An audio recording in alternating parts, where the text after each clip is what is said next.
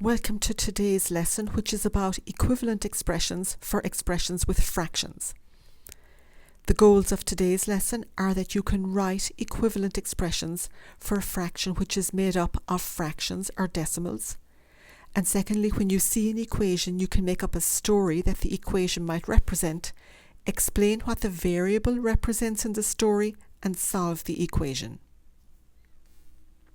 So let's start with equivalent expressions for 2.75 over 0.35. And I've written the first equivalent expression already because really what this is 2.75 divided by 0.35. So that's one equivalent expression. I'm going to call it A. Let's write another one.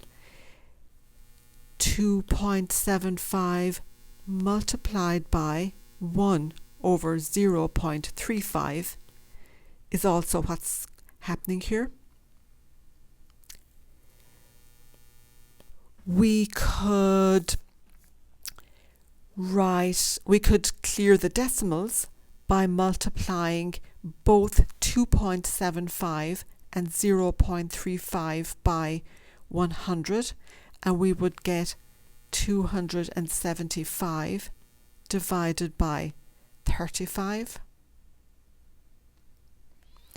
which is, we could write that as 275 divided by 35. We could rewrite 2.75 and 0.35 as fractions. So let's see here. We could say 275 over 100, that represents 2.75, divided by 35 over 100. So those are all equivalent fractions that represent 2.75 over 0.35. And there's more we could write. Instead of clearing the decimal, we could have, I'm going to do a little bit of work over here, we could say 27.5 over 3.5. There's many more. So I'll leave it there. You get the idea that you can write equivalent expressions for fractions and decimals by writing fractions, by clearing decimals, by multiplying by the reciprocal instead of dividing. Let's look for solutions to the equation half x equals 10.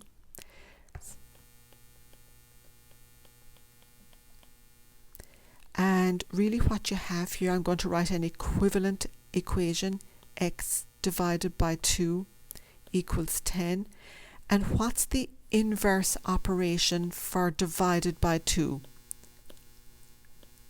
We learned about inverse operations in the last lesson. The inverse of dividing by 2 is multiplying by 2. So we have x over 2 equals 10. I'm going to multiply both sides by 2. And they will cancel out. 2 divided by 2 is 1. I will end up with x equals 2 times 10 is 20. And 20 is the number that makes half x equal 10 true. Half of 20 equals 10. So let's write a story to represent the equation half plus x equals 3. And I'm going to write a story about growing plants from seed. And I'm going to start off by defining my variable.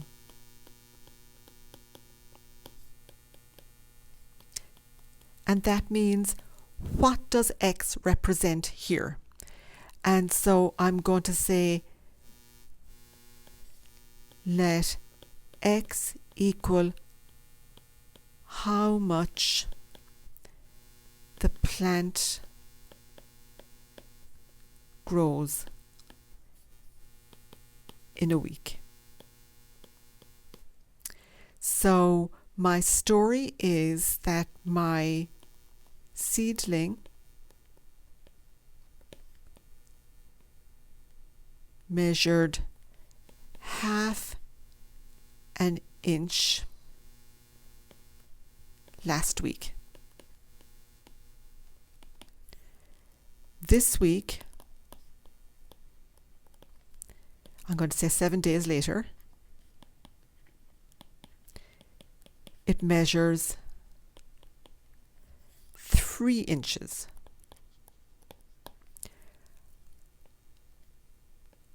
How much did my plant grow, or my seedling grow, in 1 week?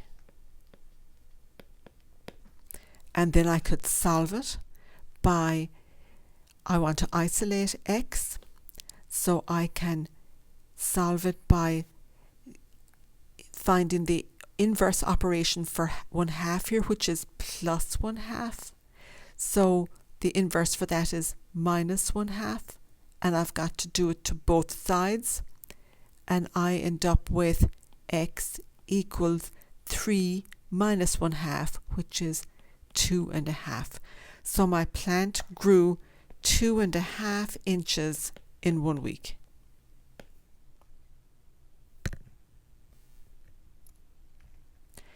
So let's write a story to represent the equation 5x equals 42.5. And this is a multiplication equation. So I'm going to write a story about saving money. And I am going to define my variable, or define the variable. I'm going to say let x equal amount of money saved weekly. So defining the variable first is key to making sense of a problem and making sense of the solution at the end. It's a skill you will use right up through algebra and up through high school. So get into the habit of saying let x equal, or let whatever your variable is equal whatever it is it's going to stand for. So I'm going to say Ethan saved the same amount of money every week for 5 weeks, and he saved $42.50 altogether. How much did he save per week?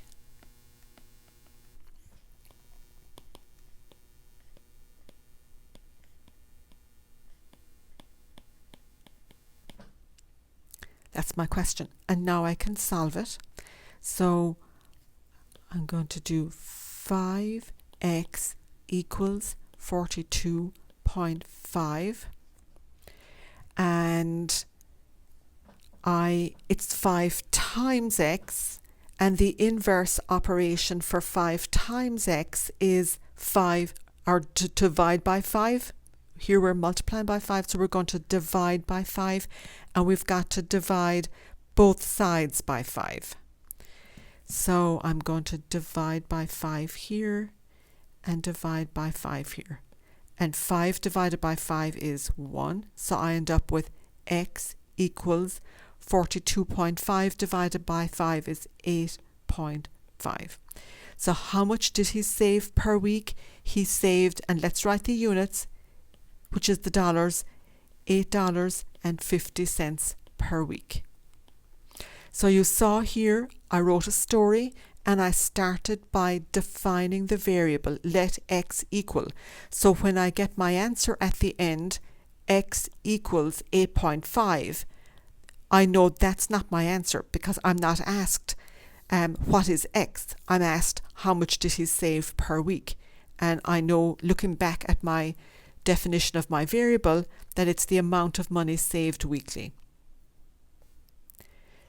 So to summarize, you can write equivalent expressions with fractions to make sense of expressions with decimals.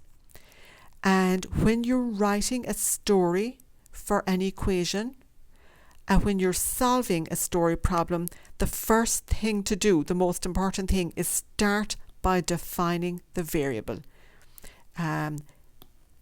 Let x equal whatever it is x is going to stand for, whatever x is going to represent. So you saw today how to write equivalent expressions for a fraction, which is made up of fractions and decimals.